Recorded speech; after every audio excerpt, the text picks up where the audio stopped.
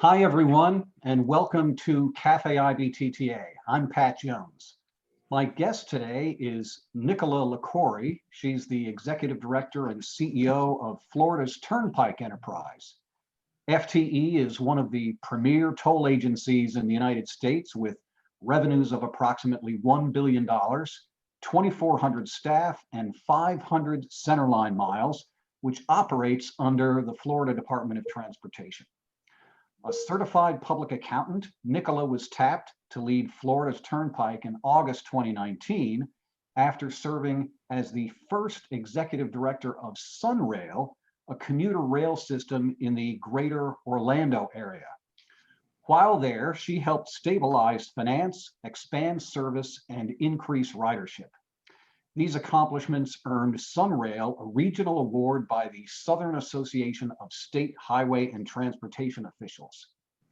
Earlier in her career, Nicola served FTE as a consultant, as Deputy Chief Financial Officer, and ultimately as CFO. During her tenure as CFO, she helped introduce all electronic tolling, implemented an annual inflationary rate increase, and achieved ratings upgrades from the three national bond rating agencies.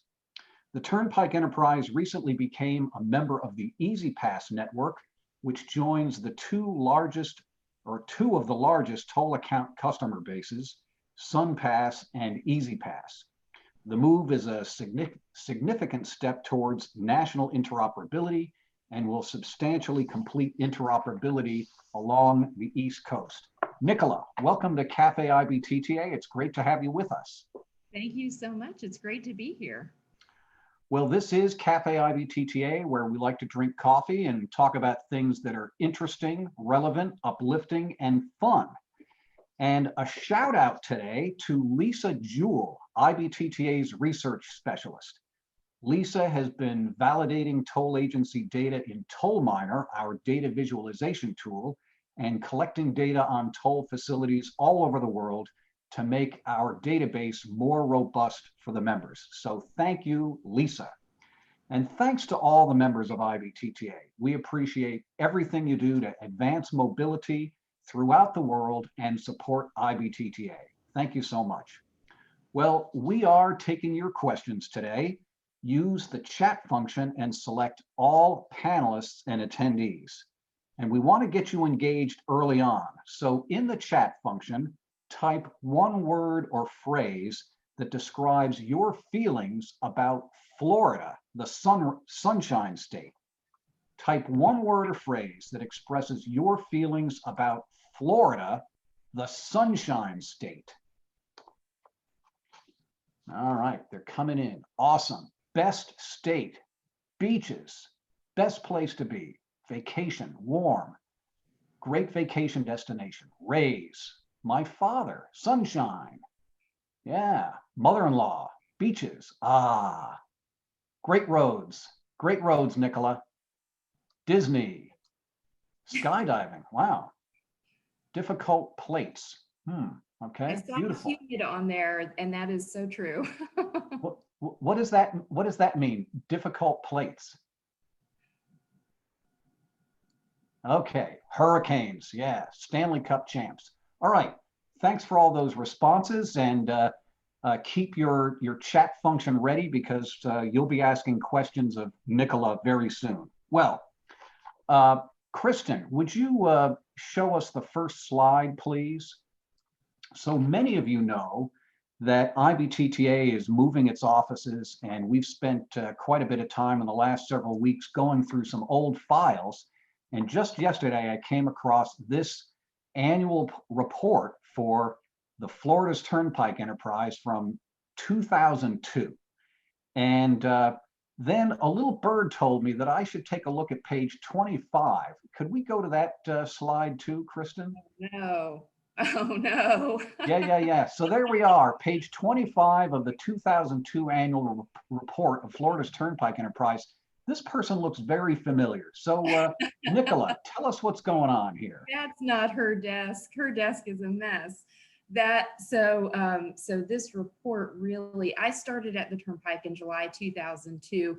That picture was actually taken my first Friday at the Turnpike, and I know it was a Friday because I got picked for that picture because I was the only one that didn't realize that Friday was casual day because I was so new and they needed to get a picture. So they stuck me in someone's office and took the picture. But that was such an exciting time for the Turnpike. We were just reinventing ourselves as the Turnpike Enterprise. And we were challenged by the governor to think more like a business and less like a state agency. And so that was a report that kind of outlined what we were going to do and how we were going to change the transportation model in the state of Florida. It was a very exciting time. So, Nicola, you've had quite an exciting career with Florida's Turnpike Enterprise. Give us a sense of the scope and scale of FTE and some of the big projects that you're engaged in right now. Yeah, I think sometimes when people think of Florida's Turnpike, they think of the main line that maybe you traveled on as a kid when you were traveling to Disney World, but we're really a system of roadways. We have 500 miles of the Turnpike system, but we operate facilities from bridges in the Panhandle to a toll facility down in the Keys. We have urban facilities, commuter based. We have more inner city and rural facilities, and so we have a diverse customer base. And having a diverse customer base brings some challenges as it relates to toll technology and how certain technology is going to work, especially when you have a lot of out-of-state visitors that are coming to the state. We want them to, but video tolling becomes more of a challenge. I think I saw Joe Wagner put a mention in about the number of plates that we have to read. So we have some very specific challenges because of the diversity of our customer base. But it also makes us very resilient in a downturn to have such diversity in our customer base. Now, Florida's Turnpike Enterprise recently received a big award from IBTTA in the Toll Excellence Award program. You received the award for technology for SunTrax, and you also received the very coveted President's Award for Excellence. Nicola, tell us a little bit about that award and SunTrax and what that all means.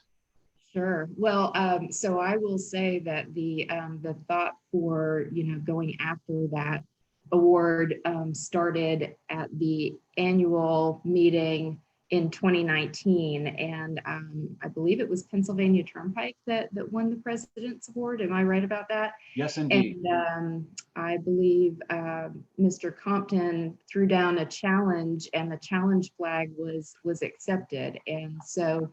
SunTrax is such a special facility. It really represents much more than a project, much more than the pavement and the oval and the testing that's done there. It represents the future of transportation. And as we all know, there are a lot of elements to what we do every day. There's the roadway and highway operations aspect of it, and then there's the tolling aspect. And what SunTrax is going to allow us to do is to really start looking at the future of transportation and those various technologies and really start integrating them onto the roadway, and having a nice place to test those right in our backyard, I think puts us at a competitive advantage. So I'm really excited about the project. It is, there's the oval is complete and is in operation. That's where we're doing a lot of our toll technology testing. But we're building out the infield so we can do some additional testing there. So that's underway. It's going very well. Should be done end of 21, beginning of 22. So it's very exciting. Well, congratulations again on winning both the Technology Award and the President's Award for Excellence.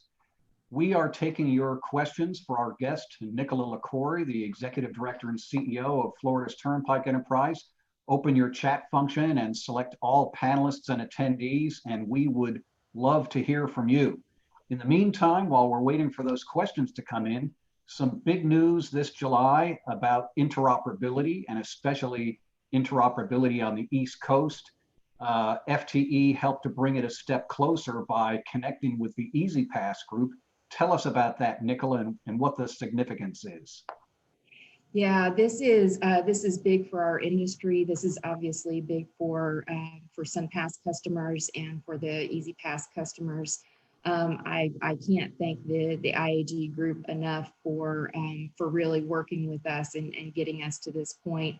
When I came back to the Turnpike in September 2019, I kind of put together my highlight list of things that we wanted to accomplish very quickly, and interoperability was at the top of the list. Now, understanding that a lot of legwork had already been done, decisions that we made many years ago.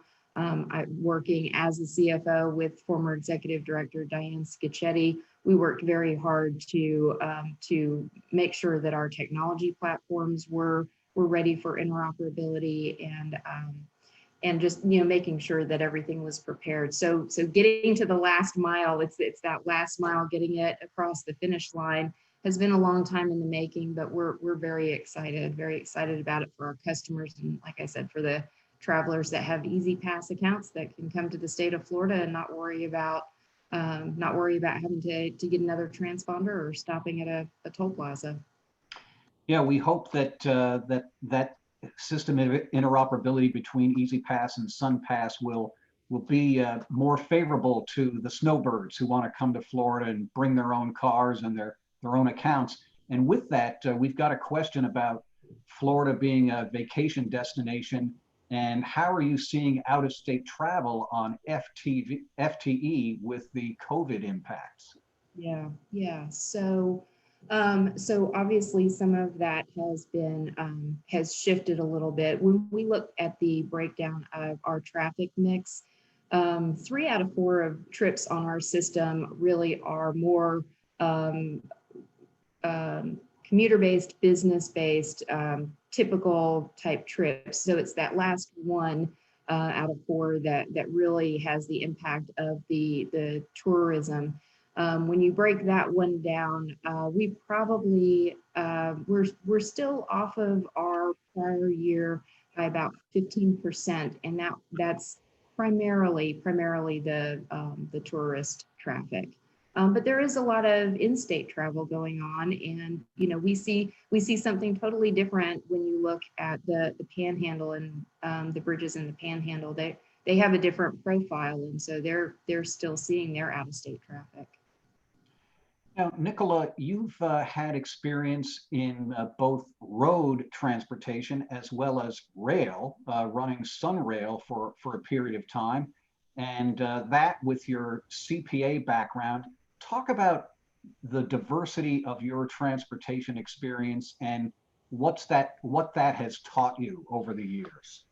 Yeah, my career has taken a few twists and turns, being, starting out in public accounting and thinking that I was going to audit companies for my entire career, and wound up at a transportation agency, and then had the opportunity to lead a startup commuter rail system in the Orlando area. And so sometimes opportunities present themselves just at the right time. And for me, if I had been a little bit younger, I think my younger self would have said, "You don't know anything about rail." It would have talked me out of all of the things that I didn't know, instead of saying, "Yeah, take a chance. You can figure it out. You can do this. You can take the body of experience that you have in transportation and translate it over into the rail and the transit world."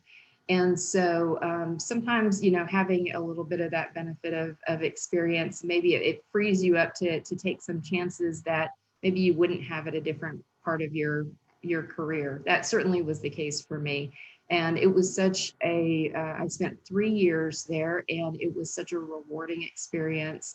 A lot of challenges to overcome, but just an entirely different view of transportation through the lens of transit.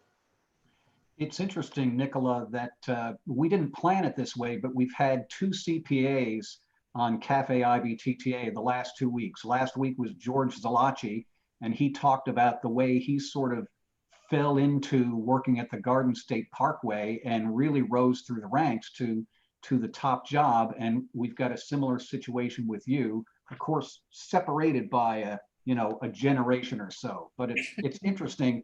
We tend to think of heads of transportation organizations as being engineers, or at least that's historically what we've seen at state DOTs. But it's there seems like there's a more diverse mix of people or backgrounds that rise to the top in the tolling industry. Do you see that as well? I do, and I don't necessarily think that's specific to the tolling industry. If you look at a lot of private sector businesses, you'll see that the financial people oftentimes take some of the leadership roles, the executive office roles, and I think that's because, at least from my perspective, through my lens, that having the background on the financial side, you see all elements of the business, but you also see them in operation, and then you see them translate to the financial statements or the performance. And so you start to marry those things together. And I think sometimes it gives you a broader view of the business than if you just worked in one aspect, whether it's, planning or operations or something. You get, I think, a much broader based view of an agency when you're in the finance department and you're looking at where you're spending money and where you're making money and what's working and what's not and what needs to be tweaked. Being a destination state and a large state and a state that's in the path of so many hurricanes, you have to think not only about operations and technology and engineering and your customers, but you also have to think about hurricane season and how that's going to affect you. How has, this year's and the last several years hurricane season affected your thinking and planning for operating FTE? Yeah. So, I mean, just going back to probably, 2003, 2004, 2005, that's when, the activity with hurricanes and emergency preparation really, I think, got all of our attention. I think the state of Florida does a fantastic job with hurricane preparation, with emergency preparation. And so it's really something that, even outside the bounds of hurricane season, we are always prepared for it. And I think really that proved very, very successful for us in transitioning because of the pandemic. The pandemic is not like a hurricane situation, but because of all of the preparation we did for hurricanes, we had these plans that prepared us for working outside of the office and for contacting people to let them know, to report to the office, to report someplace else. The technology platforms that we need in order to be able to work remotely. We had prepared all of those things, and I think it put us in a really good position for making a very abrupt pivot in March to figuring out how we still deliver our mission and how we do it from all different parts of the state. And I think we've done a really good job. I think it was a very challenging time, but I think we did a really good job. But I think that hurricane preparation really put us in a good position. That I love your phrasing of abrupt pivot. And I think that's something that a lot of agencies and all kinds of companies have done. And there's some great questions coming in just about that, sort of the recovery from COVID-19 and pivoting. Snehal Ambari asks, during this pandemic, some agencies are concentrating on recovery, getting back to pre-COVID days, whereas some are concentrating on transforming, evolving, and embracing the change. And it sort of brings up that dichotomy. Does returning mean, simply reestablishing what was before, or do you take the lessons of COVID-19 has given organizations an opportunity to make dramatic changes, or to, maybe let go of their inhibitions about making big changes? What do you see in that regard for FTE? What's your vision over the next couple of years? Yeah, I am definitely, I'm definitely one of those folks that's always, let's look forward. So the circumstances change. So maybe some of our plans are adjusted, maybe some of them are accelerated, some are not, but we're always moving forward. So that idea of returning to normal, you know, we kind of saw it coming out of the Great Recession, that concept of new normal. I don't really think it was, right? I think it was, all right, things have changed and now we're going to adjust. And how do we make those adjustments? And I think all of us for many years have looked at, you know, teleworking, and, you know, there's a little bit here and there, but it wasn't widespread. And now you have something like this, and all of a sudden you're looking at it and it's a paradigm shift. It is looking at your offices, and I know all businesses are doing this, but looking at your offices and looking at how do we do the same business that we need to do and do it differently. And sometimes those jolts get us to move something a little faster than, you know, than it normally would have. It would have happened eventually, but it's probably jolted us to teleworking a little faster.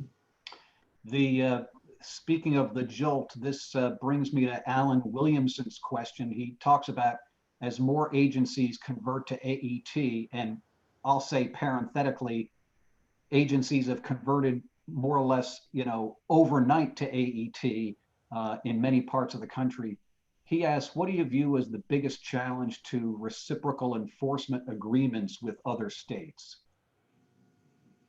Well, so that is always a challenge, and that's why I think it's so important to have the national interoperability, right? So if you have people that have a transponder, have an account, are already established somewhere, then you don't have to chase them later. Here comes the accountant in me. I always want to have a customer that has a prepaid account rather than chasing them a month or two later to pay a bill. So I think that national interoperability is going to be extremely important, and then all of us broadening our customer bases from there. Nicola, let's switch gears a bit and talk about Trailblazers. You, during IBTTA's annual meeting, you participated in a panel with 10 other women trailblazers, and it seems that the notion of a trailblazer goes hand in hand with the idea of mentorship, which IBTTA's president Samuel Johnson has been promoting this year. Talk to us about what it means to be a trailblazer and the influence of mentorship. Sure. Well, first of all, that trailblazing panel, I kind of felt like I was an interloper.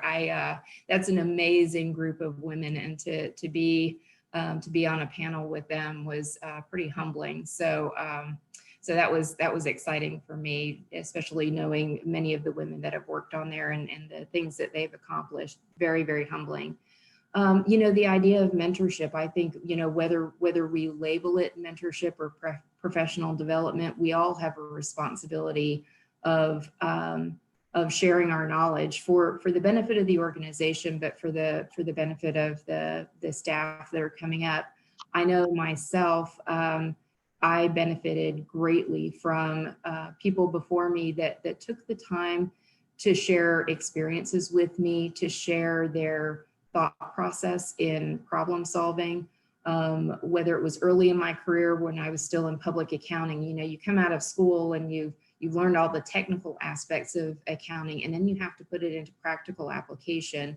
And that's where mentorship comes in. That's where that professional development of those that came before you come in, and they help you make that transition to the practical application of what you learned in school.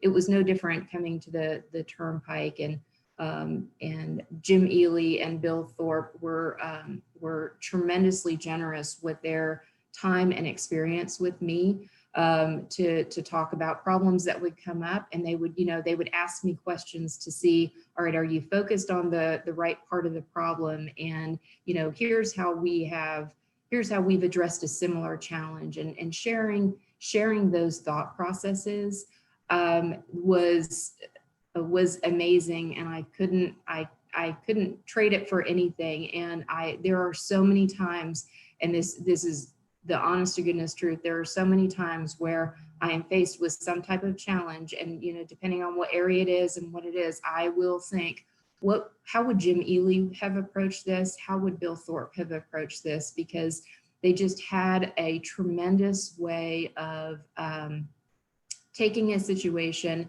backing it up, getting the relevant information, and then figuring out how to move forward, figuring out a plan of attack and moving forward. And they're just two really amazing people, and they were gracious with their time with me. So I'm always appreciative of that.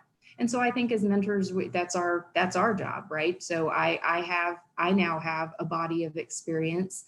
I think it's fairly diverse. And so sharing that experience with others, I'm happy to do it. Maybe I'm sharing experience and they say, I would never do it that way. I would never solve a problem that way. You learn from that too, so. You mentioned Bill Thorpe, who was your predecessor as CFO. And if I recall correctly, Bill spent a part of his career as a taxi driver in New York City. And he did. man, I mean, talk about having a different experience and getting into the tolling industry. I bet his skills of navigating New York City really helped him in some ways navigating the tolling industry. Yes, yeah, I have a picture of him as a taxi driver, by the way. I think we used it for his retirement ceremony, but he was he had a very practical approach to solving things, and our trips to New York to meet with rating agencies, he would always take charge, and he was leading the way. That was his home turf. It was fun to see him in his element.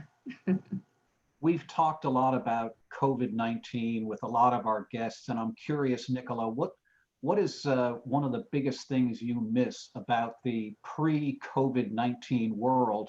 And also, what do you see as one of the biggest changes we'll see in transportation, say, in the next 2 years? Yeah, so one of the things that I miss the most, I realize how much I spend on entertainment, whether it's Broadway shows or concerts, and not being able to go to those things. I've missed it. I've missed it. I've saved a lot of money not going to those things, but now I'm doing home improvement projects. So my daughter lives in the Northeast, and so not being able to just easily plan a trip up there to see her, I think is probably the thing as a mom that is the most challenging. But we work through those things. Well, Nicola, I'm just going to pause for a minute while I make a couple of announcements, and then we'll come back to you before we sign off. So next week's guest on Café IBTTA will be Cathal Masterson, the head of tolling for Transport Infrastructure Ireland. We'll find out what's happening in tolling on the Emerald Isle. And 2 weeks from today, my guest will be Midria Clark, a toll technology analyst for HNTB. Midria is also a member of IBTTA's task force on diversity, social, and racial inclusion. And as part of that task force, she's organizing a book club for all IBTTA members in which she will be reading, or which we will be reading and discussing books that explore themes about racism and anti-racism. The first book on the list is How to Be an Anti-Racist by Ibram X. Kendi. And I'm about 8 chapters in, and it is a fascinating book. November 2nd, the Women in Tolling present Mindfulness Meditation. In mid-November, we're planning a 2-day virtual technology summit. Stay tuned for further details. We have a lot of programming planned for December, including one event presented by the Young Professionals Council. Go to ibtta.org and click on events for further details. Well, Nicola, what wisdom do you have to share with our members before we sign off? I would say play the long game, right? We can get caught up in the day-to-day volatility of whatever we're dealing with, but keep the long view in mind. Play the long game, and I think we'll all be better off for it. It's a marathon, not a sprint. Play the long game. I love that advice. I love that advice. Well, Nicola, thanks for being with us today. It's been a pleasure. And to the IBTTA members, be safe, keep in touch, and we'll see you down the road. Thanks, everybody. Thank you.